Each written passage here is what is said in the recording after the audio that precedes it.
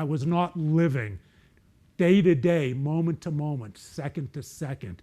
That was what I knew. That was all I knew. And for those reasons, it made perfect sense for me to go to law school. Yep, that's it. That was my rationale. So I did well enough on the LSATs. My grades were well enough to get into Pitt Law. And I went to the University of Pittsburgh School of Law, 1986. I remember taking the bus from my parents' house. I get out and I'm looking in. Everyone's getting ready to go into the large courtroom for 1-hour orientation where they talk to you about this, they talk to you about that. And I'm looking at the crowd inside the glass doors. I see people getting away, getting acquainted, laughing, looking like they already knew each other. I think I even saw that curly, brown-haired girl.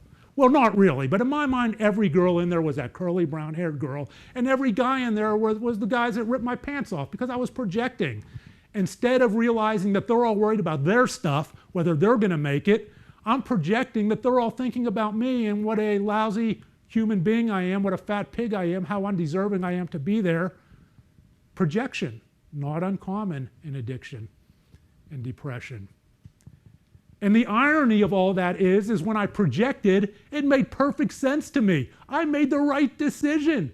This is where I need to be because I will gladly now engage in those exact same behaviors and make it through 3 years of law school. But as we know, you can't just pull an all-nighter before a test in law school, give the information back the next day, and do well. Well, at least I can't. I know if some of you gunners out there maybe did, but I can't. I was not a very good law student, as you might imagine. Going to class sometimes drunk, going to class hungover, not going to class. I did my 1L moot court intoxicated, yes. A microcosm of my 3 years of Pitt Law would be my first year civil procedure class.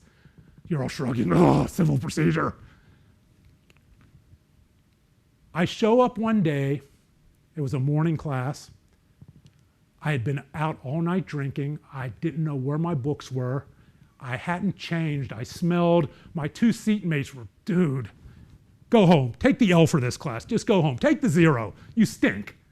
And I'm sitting there, and the professor is working some jurisdictional problem on a blackboard. I think it was Pennoyer v. Neff or something like that. And I'm shrinking in my seat. I'm shrinking. Don't call me. Don't call me. Don't call me. Please, please. Mr. Cuban. What do you think of this problem here on the board? Professor, I don't have my books. I'm sorry, I'm not prepared. Pause. Well, Mr. Cuban, when you say you're not prepared, do you mean you're not prepared to answer this? What if I change the fact scenario to this? Professor, I'm sorry, I am just not ready here. I don't have my books. The Socratic method at work. Pause. Let me go home. Let me go home. Let me go home. Please, please, please. Mr. Cuban, I understand you don't have your books and you're not prepared. I uttered an expletive under my breath, but my words project, and I'm sure I'm not the first person to utter an expletive at their Civ Pro professor. One day I'll ask him if he heard me, and I booked up and I ran out of the room. That was my 3 years of Pitt Law. I graduated not here, not here, not here. You can't see my feet, but I was way down there by the skin of my teeth.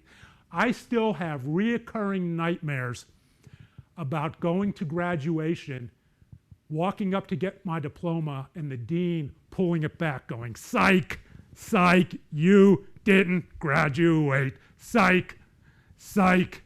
And I wake up going like this, and I'm sweating, The irony of that, more irony, is that I was so ashamed and didn't care. I didn't even go to graduation. Just mail it to me. It's okay. Now we are repeating cycles again. What am I going to do with my life?